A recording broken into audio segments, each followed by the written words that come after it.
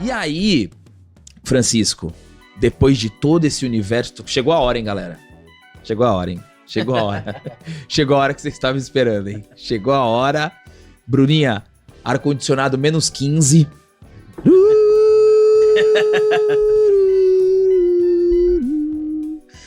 Francisco, de repente... Tinha que você incorporar alguma coisa. Ele escrevia peça de teatro vai. na escola. Olha aí, ó. Eu não fui pro teatro por um acaso. Né? Por um acaso, mas... Sempre é tempo. Sempre admirei. E assim, o que eu fiz agora é algo que eu faço muito no canal, que eu canto as trilhas sonoras de carro. Maravilha. Isso é uma beleza. São lindas, né? São lindas. São lindas. Eu choro com esses violinos. É um dos elementos de sucesso de Cavaleiros do Zodíaco, é a trilha sonora. A gente nem sabe quem compôs isso tudo, né? E aí... Vamos lá, Francisco. A gente tava no Tokusatsu. Você já entrou com a música. Né? E de repente, chegam pra você e falam, ó, tem este personagem aqui chamado Yoga de Cisne. Como que você recebeu isso?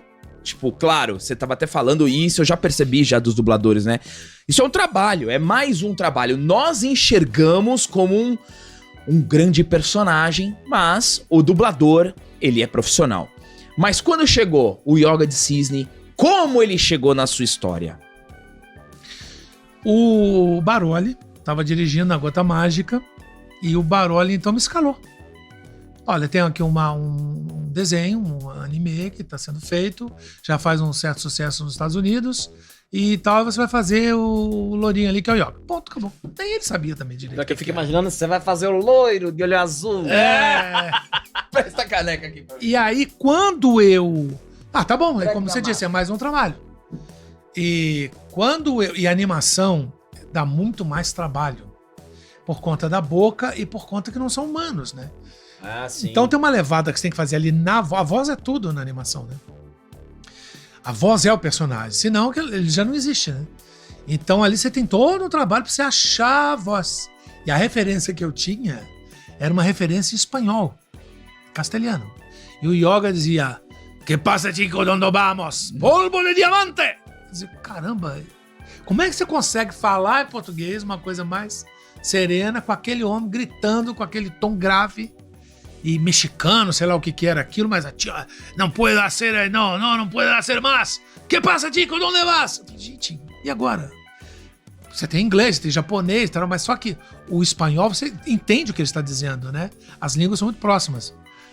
Aí eu comecei a ver ele, né? Esqueci um pouco que eu tava ouvindo, porque não era o original, né? Porque isso foi mandado em japonês para a França e lá para a Espanha, de lá da Espanha, acho que foi em francês para a Espanha, segundo me contaram, e na Espanha eles gravaram e mandaram para o Brasil.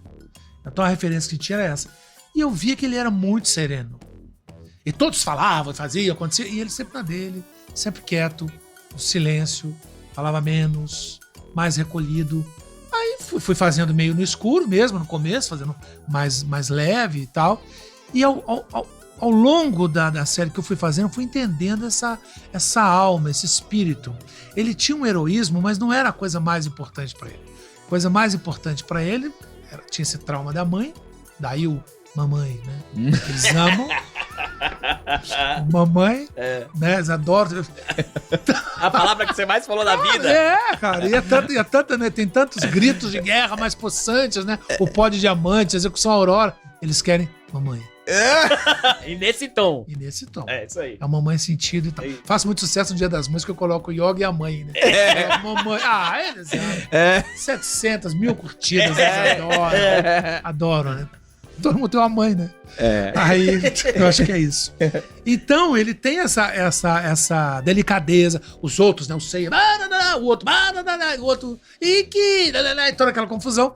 E ele sempre é dele. Sim, nós vamos fazer. E quieto. E na hora de lutar, ele mostra o que veio, né? E aí eu fui buscando isso. Aí, aos poucos, foi contando a história dele. Que a mãe tá no navio, afundando. Só tem lugar para um na canoa. Ela pega o pequeno Yoguinha, fofinho, e coloca numa canoa e diz: "Mas mamãe, vai meu filho, tá tudo certo, né? E afunda com o navio. Como é que você supera isso? Você não supera isso nunca mais. Difícil. Né? E ele, por ser um herói, ele ainda tem a capacidade de mergulhar no fundo do mar e chorar na beira da cama da mãe com a rosa nos dentes. Isso né? é muito simbólico, né? Muito simbólico. E as lágrimas que sobem. Né? Não, isso é maravilhoso. Essa cena, Como é que é a música? Mamãe. Olha lá.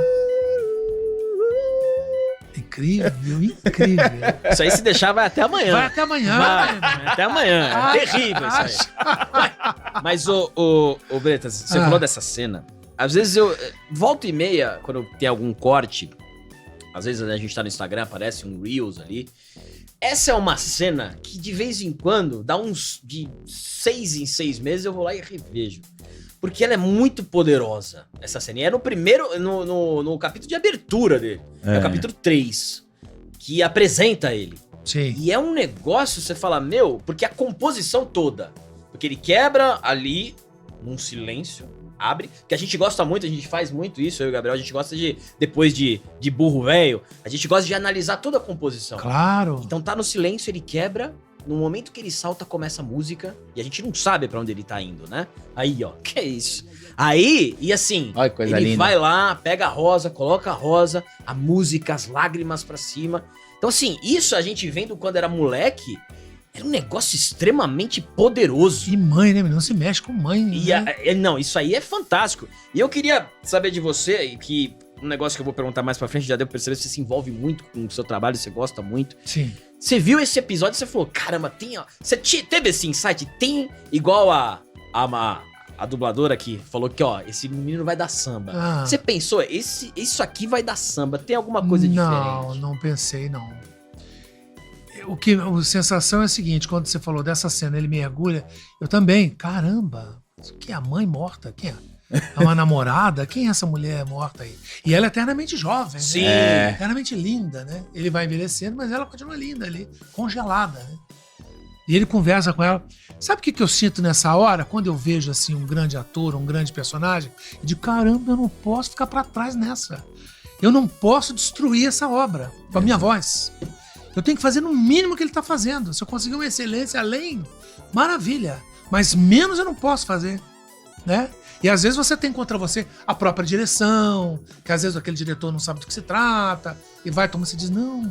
E no meio desse caos, você tem que... Quando eu vi isso, eu falei, não, esse personagem é muito especial. Eu tenho que fazer o que ele tá fazendo. Colocar essa doçura, colocar essa... né? Eu tenho essa serenidade, eu sou assim mesmo. Eu tenho paciência, né? Perco às vezes, claro, né? Chuto os canecos também, claro. Mas eu tenho essa coisa mais serena. As pessoas falam da minha voz, dizem, você tem uma voz tão doce, é tão bom te ouvir, dá uma vontade de deitar e dormir, é minha voz, não tem nada, né? Além disso. Mas é como você coloca, é como você... Porra, e esse menino que vai pro... que é um menino, né? Vai pro fundo do mar, se ajoelha, começa a chorar, começa a falar com a mãe. Eu tenho que, né, ajudar isso a ser mais lindo ainda e colocar coroa de flores para essa mãe e para ele. Então ele vai, ele luta, ele faz, ele acontece, mas ele é sempre o triste, né? Ele é sempre o tímido, ele é sempre o deprimido. E o grande confronto é quando ele encontra o mestre diz, vou te matar. É. Seu bocó. E o É, grande seu calcanhar, chorão. e o grande calcanhar de Aquiles dele, de todas as sagas, sempre foi a mãe. A mãe. Né? Qualquer um poderia destruir ele, isso basta mexer com a mãe. Tanto que quando alguns falam, sua mãe, não ouse falar de minha mãe, o Deus de minha mãe, vira um bicho, né? Exato. Mata qualquer um que aparecer e falar da mãe dele.